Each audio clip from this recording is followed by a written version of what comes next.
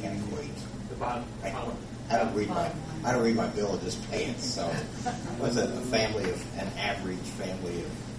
Well, according to this, the average bill would be what? 40, 45 bucks. Maybe so if the bill was $100, I guess you can see The average bill is 40. If I can go by those figures. Yeah. This figure here was like $45 to $50. Yeah. Well, that's what it's called. We're just trying to put it in the framework of family with 3 and 4 kids who are all taking showers. I mean, I pay $45, $50 a month, and it's just true. So, Your average. John, there's something else. Hey, There's something else you're not looking at. You're paying the tipping fee for trash pickup, your fire hydrant fee, sales tax. What else is in there? Yeah, our only billing night is that water bill. yeah. And I hear car wheels of mine is under $100 a month. So it's like it's the washing machine. Yeah, it's a washing machine, I guess. It's the cats. Yeah. Too much drinking water. They're drinking. It goes along with that. You know what we're doing. And just real quick, to finish up, I did the same thing on the sewer side. And you can see really the big change here is your industrial usage has come down since 2005. With Delta being your largest user, you can kind of see that as their usage has gone down, and a few other companies leaving, that has decreased. Residential is pretty consistent. Commercial, there is no rural water, so that's been pretty consistent. It has trended up a little bit. Between the commercial and industrial, it's all went down, which means less revenue. Have you taken that into consideration? Additional revenues needed? No, we have not. So that's a little low. We didn't adjust. We didn't normalize our revenues for any reduction of any certain users. You just showed it on the chart here. Right. I'm just showing it on the chart. We didn't adjust that. It was, our study was through March of 08. Then we looked at, as Andre said, he looked at 2008 and compared to that, and it was pretty similar. But probably this year, maybe, if you had some reductions after the first of the year and so forth, then they're probably not reflected. Well, what I don't want to do is look at a certain percentage of increase, try to make up the revenue we need for our capital assets, and then we have less revenue because we're selling less water to industry or commercial. It's a wash, and you don't gain anything. If the expenses go down, the revenue goes down. Expenses are, they probably don't go down the same amount that revenue does because Do you have a guideline for that, 60%, 30%? I think the expenses, right, that if you lose some revenue, like a big user, the expenses that go down are probably just maybe some power and chemical spend pretty much. Most of your costs are fairly well fixed with the rain. So unfortunately your revenues go down more than your costs do, I think. Processing fees a little less, or cost is a little less. Administration fees the same. Distribution fees pretty well the same. So when they reduce their usage by, let's say, 20%, it may cost you 5% less, but you've lost 15% of revenue. We don't have a fixed cost over there.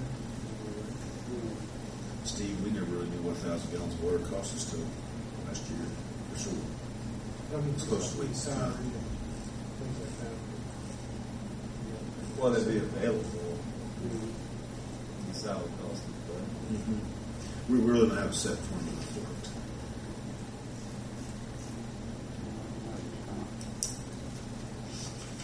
We were talking a little bit before before that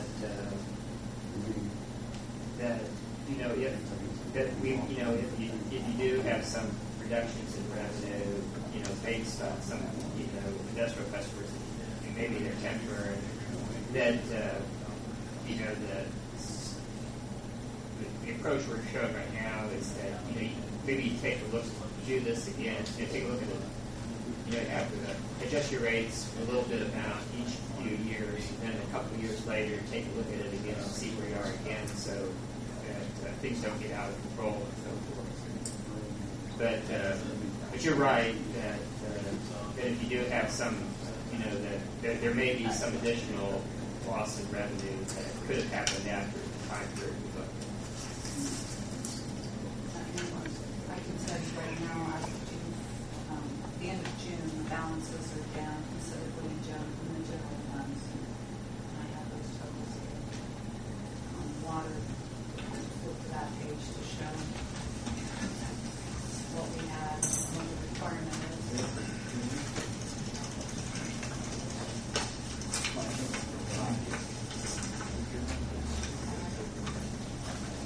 The end of June, in water general, we had $204,009.30. $204,009.30. That's down considerably. And then wastewater. Page 15. It is $206,586.34.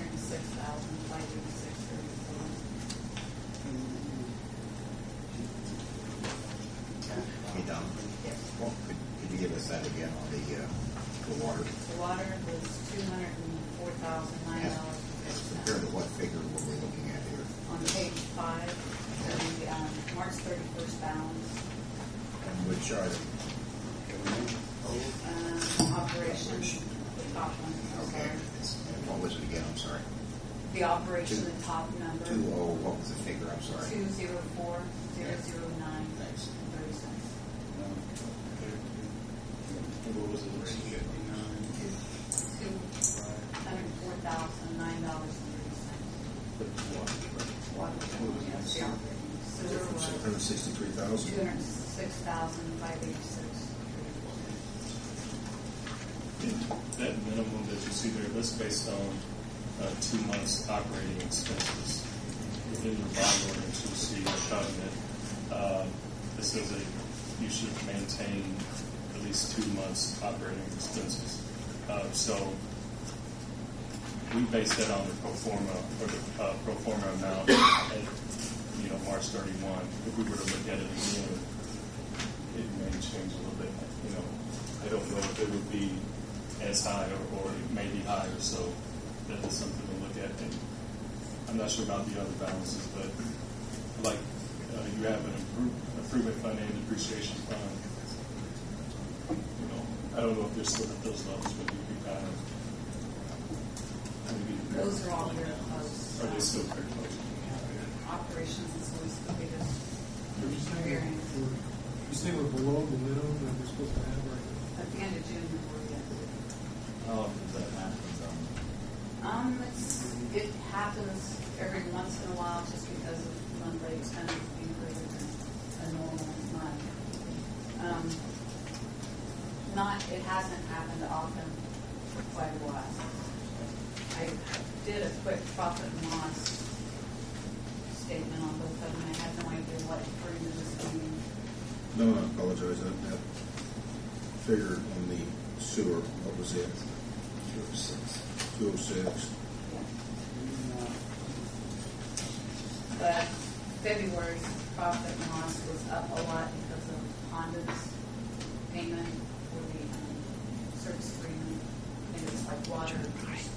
In our service agreement, I think it's 20 years, correct me if I'm wrong, why this happened last year. If they don't use as much water as they've committed to, we invoice them after December 31st. We analyze that year and then bill them the difference.